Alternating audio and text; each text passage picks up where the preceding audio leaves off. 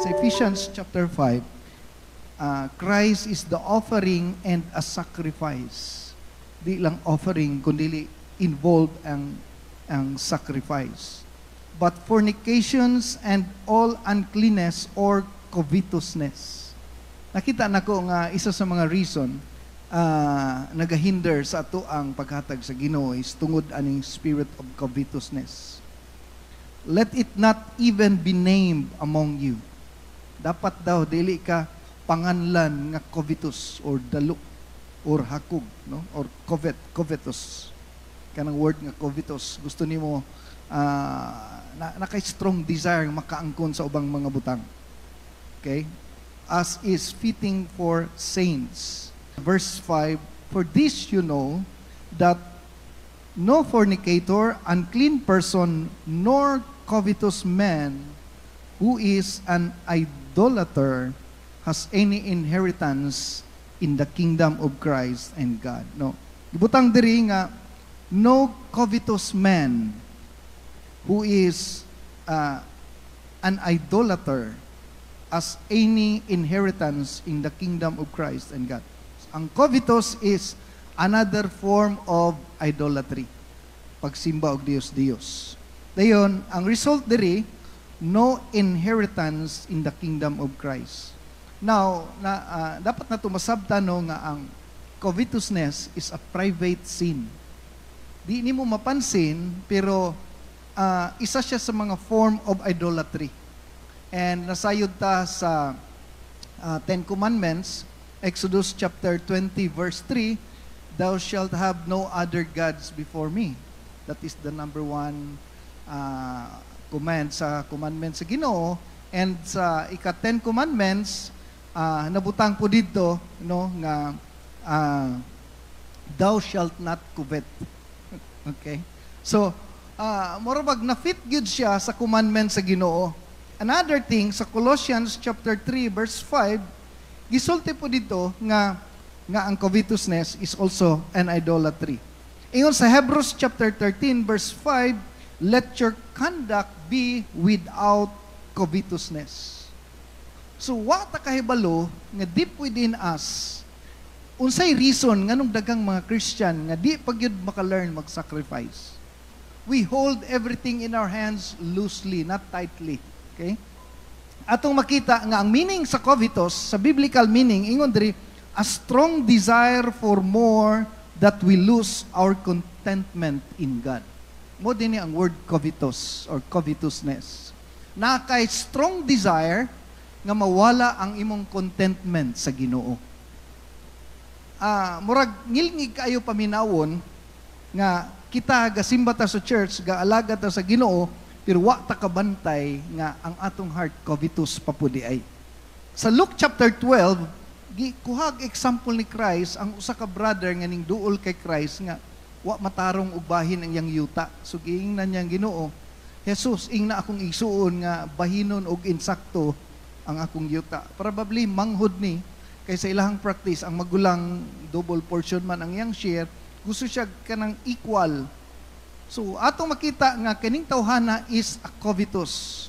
Mo nagiingnan siya ni Christ sa verse 21 nga nay mga tao nga dili reach towards God, mga tao nga dili dato tubangan sa Ginoo. Gitawag siya nga foolish rich men.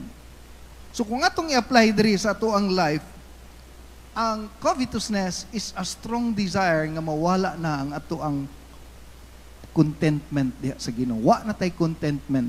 Di na ta kontento. Wala may problema nga naatay mga kabtangan, naatay dako nga sweldo, daghan tag kwarta, malipay gani ang Ginoo na. Ang problema kay tungod sa strong desire, dili na ta kanang ang atong pag-alagad sa Ginoo murag kanang ma-bargain to the point nga mawala na ta sa church. Nya dili na ta mahisgot gani og kwarta, medyo allergic na ta. Okay? Murag usahay makahatag ta pero napay pain. Pag masakitan pag gani ka mohatag, meaning wa pa jud ka nakahatag. Wa pa gani mo totally kay once mohatag ka, that is change ownership. Meaning imo nag yung totally gihatag sa Ginoo, dili na ka mag-question kung giunsa to. Okay? Kay ang covetousness or Coveting is taking something that belongs to others. Usahay manghigala wa ta kay balo, no? Nga ang atong ginagamit nga kwarta dili na ato iya na sa Ginoo. That is why if you try to observe the Bible, never nag-ingon ang Ginoo nga give your tithes, kundi ang ingon sa Ginoo kanunay return. Meaning di gina siya imo. Iuli gina siya nimo.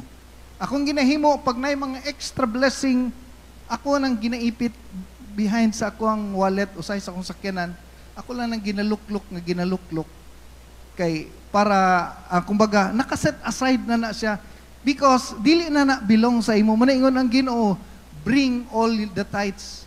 Meaning iuli nato kay dili na siya ato. So ang covetous is the number one enemy sa Christian nganong dili na sila ganahan mo hatag and wa ka kahibalo. Muna ingon si Christ sa Luke chapter 12, pagbantay ta sa mga klaseng kahakog kay ang kinabuhi sa tao does not consist on the things he possesses. Giwarningan niya nga dili daw dapat ang Kristohanon mahimong hakog nga murag nahimong sala ang covetous kay kanang nagunahuna ka nga dili ka kayang tagaan sa Ginoo. Munang gusto nimo kuhaon ang dili imo kay nagunahuna ka basin dili mahatag sa Ginoo. That is why ang Ginoo naga-condemn o wala nalipay ang Ginoo because it is another form of idolatry. And we know that idolatry is gitawag nato na siya kanang substitute. Ning puli na siya instead of God. Every time makadawat tag blessing, always set aside. Kay once dili nimo i-set aside ang para sa Ginoo, it's another form of idolatry. It is what we call covetousness. Okay? Nganong nahimo siyang covetous kay tungod gikuha nimo ang dili imo dayon nahimo siyang gikondemn sa Ginoo, it's because nabutang sa imong nona, the reason imo nang gikuha kay nagunahuna ka nga dili ka kayang tagaan sa Ginoo. That is why ang Ginoo totally nagaingon that possession of things wala na siya nagatibindi ang kinabuhi sa tao diha. Mag-usab na ta og mindset nga i-endorse nato ang tanan sa Ginoo. Kuhaon nato ang tanang kahakog sa atong kasing-kasing because money is the only competitor sa Ginoo. Ang money has the highest form nga mag-sidetrack sa Kristohanon sa pag-alagad sa Ginoo. Walay laing karibal ang Ginoo, manghigala Matthew 6:24. Ang kwarta lang gyud ang competitor sa Ginoo. Ayaw tuguti nga mudaog during sa competition, mudaog ang kwarta. Dapat mudaog gyud ang Ginoo. Let's learn to sacrifice.